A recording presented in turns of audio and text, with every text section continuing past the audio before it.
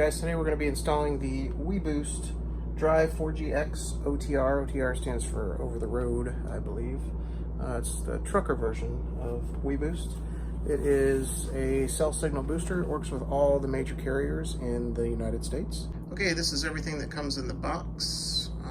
It does have little labels on everything that tells you each step, and it's pretty nicely packed, but I don't really do unboxings. So basically, let me just go through it. We got the external antenna, which came with, I think, 14 or 15 feet of cable. It came with some extra lengths, which we won't be using in this application.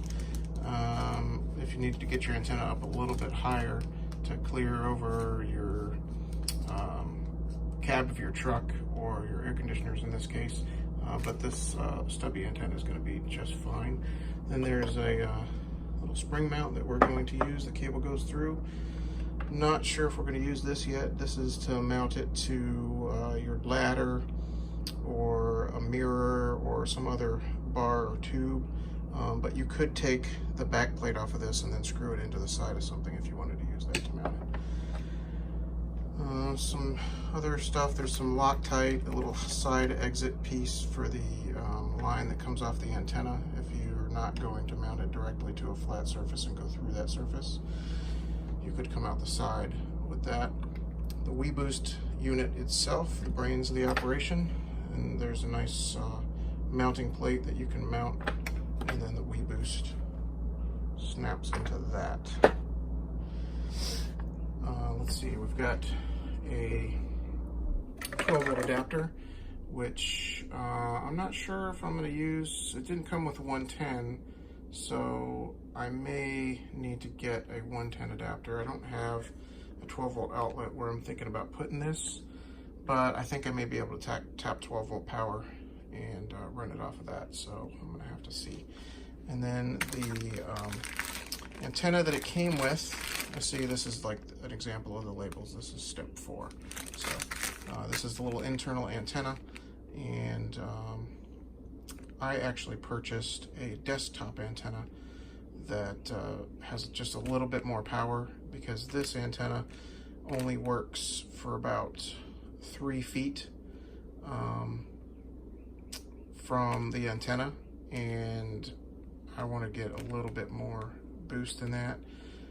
Mostly I'm just concerned with powering my wireless hotspot, and so, but when I'm driving, I want to make sure that we have a good signal up there in the driver's compartment, which is where we're going to mount it, which I already showed you earlier in the video, up above the driver's seat.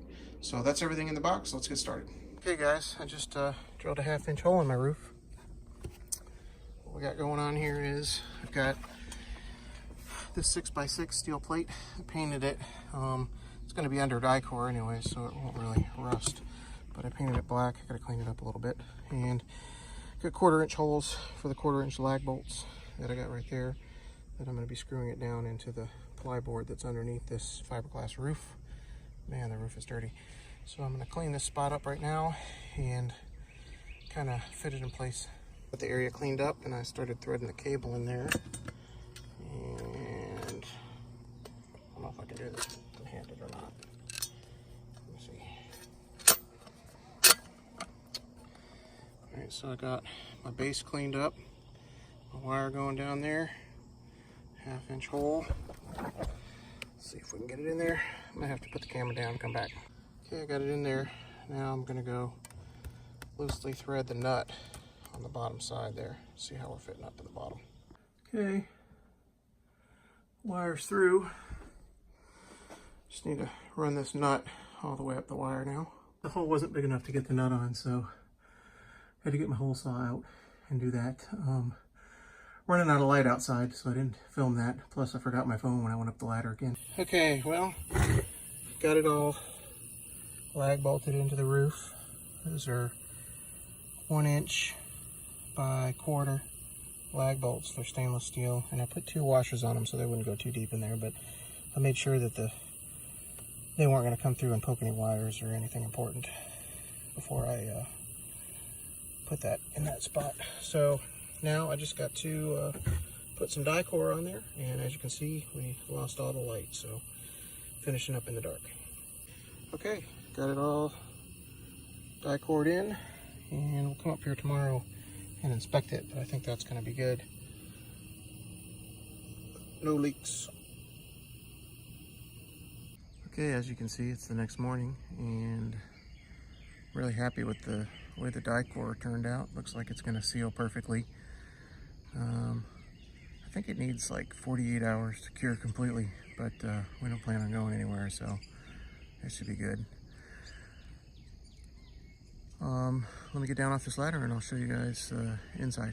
Wire through the foam. Actually, I ran a metal snake, pushed it through the foam, and then I pulled just like a electrical wire back through it, tied off the wire from the antenna, and pulled it through. And now it's coming out over there, but I need it to go over there, so I'm gonna try to run that behind the TV right now.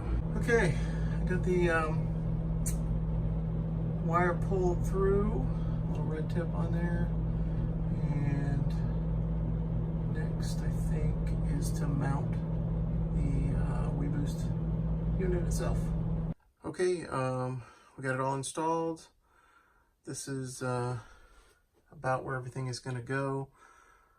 Since I did buy the OTR edition of the Weboost 4GX, I got a 12 volt power adapter here, and I just, for now, I have it plugged into the dash 12 volt outlet.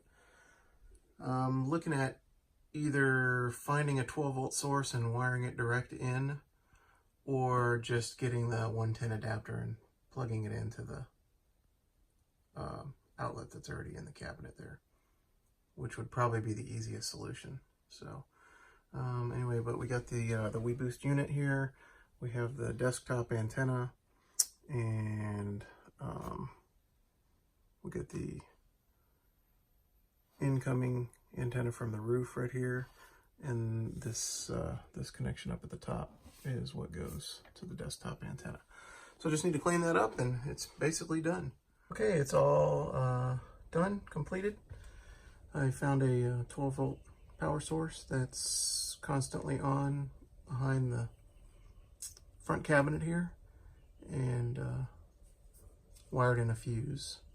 So now it will be on all the time as long as we have 12 volt power, and we'll hopefully see some good results from it, and I'll report back. Thanks for watching.